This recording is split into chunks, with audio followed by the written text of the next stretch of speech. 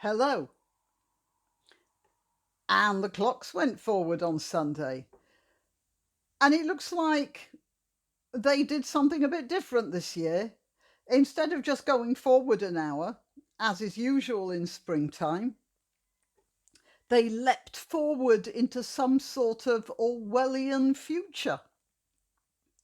The nearest I've ever been to time travelling. Well, as has been seen on some tweets and videos posted on social media, in which people have started to complain about the police acting like a bunch of jerks. There was one here, I'll put a photograph up there, in Edgware, where a bakery worker marked out the pavement with spray chalk to show her customers how far apart they should stand while waiting their turn to come into the shop. And some complete member of the police force, and I use that word advisedly, told her she was, I don't know what, mutilating the Queen's Highway or something like that, and or you can't write on the pavement. It was spray chalk, the sort that washes off in the English rain, of which we usually have such a plentiful supply. And front door's gone. I think my husband's just come in. And we've all seen those pictures from the Derbyshire police in which they spend their time as fearless crime busters photographing solitary dog walkers out in the countryside. And then there's this. Now, let's have a look at this. I've just taken the little lady behind me for a walk. I live in a little village with a big park, but there's so many dogs in my village, it's crazy. So the park's always really busy, really full. So I thought I'd take her to the next village along. It's got loads of fields around it, big empty farmland where there's no one around. So I took her there, parked up the car, walked for about 45 minutes, didn't see another soul even in the distance, so certainly didn't interact or speak to anybody else. And by the time I got back to the car, there's a police car next to my car. He got out and asked me what I was doing. I said, obviously, I'm walking my dog. He said, well, using your vehicle to take your pets to a green open space is not essential travel. I then explained that, what I've just explained to you, about the fact that the park's really busy. It's full of other dogs, full of people. You're more likely to, well, you will speak and see other people because dogs are dogs. They run over to each other and then you've got to run over and get her back, and that leads to interacting with other people. And that's not essential travel. That's no excuse apparently. It's all over the media. I don't think I've read. I've followed the media pretty well the last few weeks. I don't think I've read anything about not being able to take your pets to an open space. I've certainly not read anything as specific as that. My number plate's been taken down of my vehicle, so that if I'm seen out again, then I will likely be pulled over and questioned as to why I'm out. Well, I'm going to edit that down a little bit for speed purposes, but I won't take anything pertinent out of it. Now, for those of you who are regulars on this channel, or indeed on several others, this incident of police getting carried away by their own power will come as no surprise at all. But a lot of people aren't so well informed. And what's interesting is that there are many people in this country who are suddenly being made aware of the way the police abuse their position, given half a chance, in a way that that people had previously managed to ignore.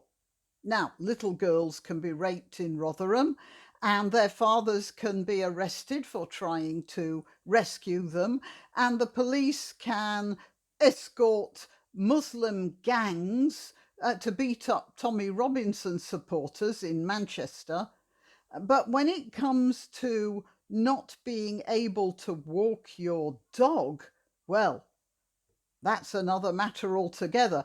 That's when we Brits get really cross. I've said it before, That bunch of murderous gangsters that call themselves the Irish Republican Army. I know I have some Irish subscribers, but I'm quite unapologetic about that description, I'm afraid. Anyway, that bunch of murderous gangsters came into Britain in the 1970s, and they bombed pubs and Christmas shoppers, and and they killed a couple of politicians and members of the royal family. And they even tried to change our political future by murdering Margaret Thatcher. While there were quite a lot of headlines on the matter and discussions in the papers about these incidents, most of the British public seemed to take it surprisingly in their stride. And, well, let's face it, some, as we know by the example of Jeremy Corbyn, actually gave such people, well, aid and support. But when the IRA set off a nail bomb in Hyde Park, when some of the household cavalry were riding past, and there were pictures of 7 dead horses lying out there on Horse Guards Parade with blood all about them, that's when the IRA completely lost the sympathy of the British public. I reckon also with the Irish public, actually, and even with the American public. But the British public, who were particularly affected by this, that was a step too far. You can kill as many soldiers as you want, or members of the royal family, but no, you leave the horses alone. So the police went for the wrong targets with the dog walkers, that's for sure. And this gives me actually a lot of hope for the future. Yeah, it's very fragile right now, and it could go the other way. But it strikes me that this sudden clampdown on personal liberty is going to achieve a few things besides slowing down the progress of COVID-19. First of all, it'll start to raise questions about why our marvellous envy of the world National Health Service was not better prepared, because it could have been. It was caught with its pants down, or its masks down, rather. And by the way, this has nothing to do with the governments that have administered it all these years. Year on year, more money is pumped into the NHS. It's not a matter of how much money goes in. It's a lot to do with the administration of the NHS itself and the hierarchical structure, which stops things from happening, stops innovation, stops streamlining. Anyway, and it's got to do, at least to some extent, with the socialist ethos that has infiltrated our medical services.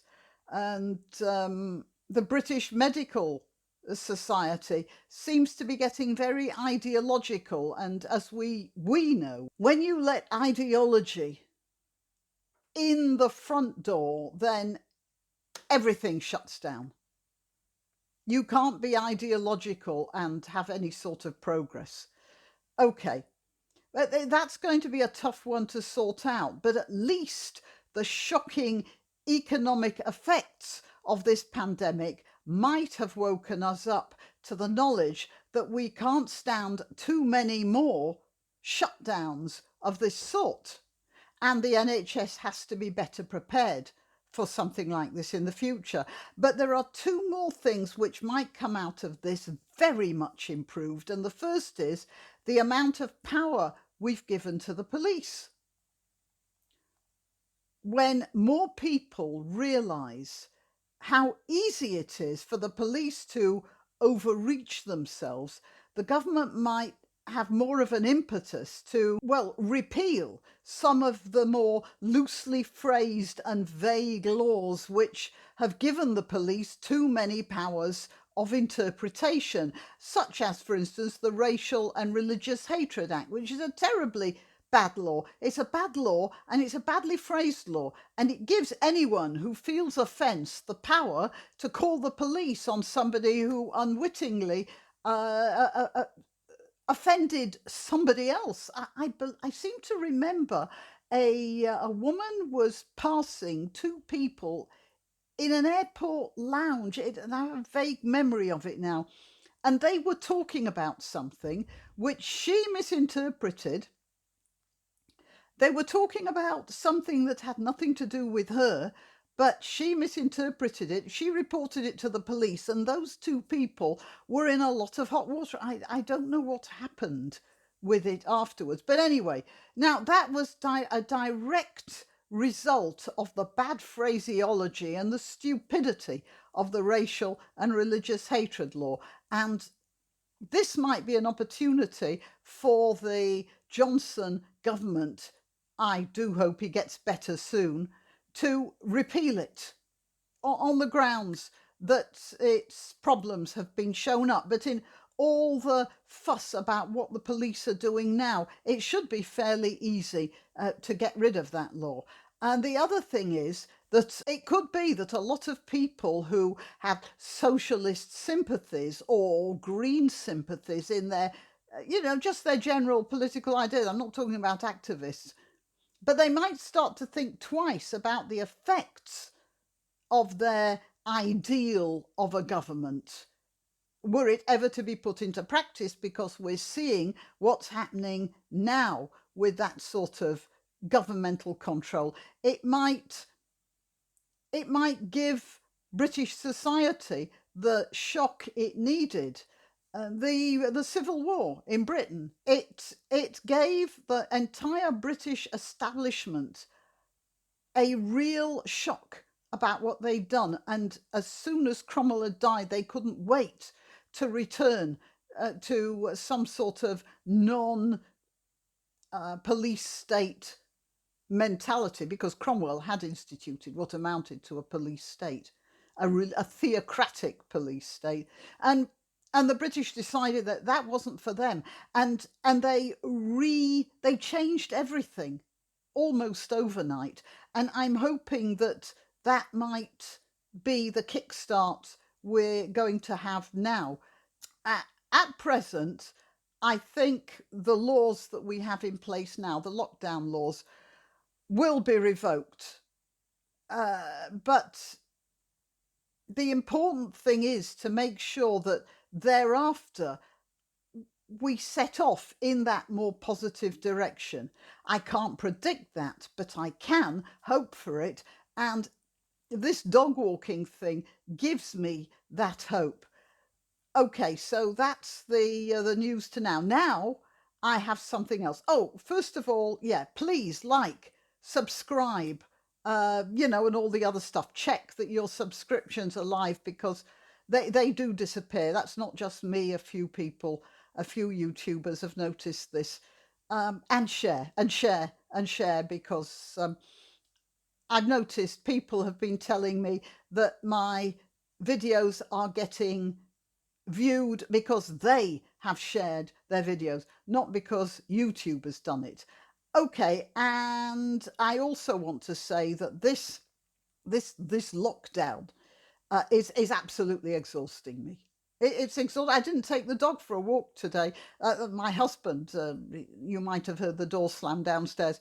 He had to take the dog for a walk because I'm absolutely exhausted. I'm doing far more work than I did before I was confined to barracks. Some of you, of the more sharp-eyed among you and the long-termers, might notice that the curtain behind me now looks different, because I took the curtains down, I repositioned the curtain rail, and then I cut those curtains up so that I have a single curtain behind me without that join in the middle that always used to be right behind my head and caused a few snarky comments. Well, that's gone now, because I've done some needlework there. And then after I'd finished that, I thought, well, I might as well turn out my sewing cabinet, which it had accumulated a lot of stuff, you know, lengths of elastic, cards of ribbon,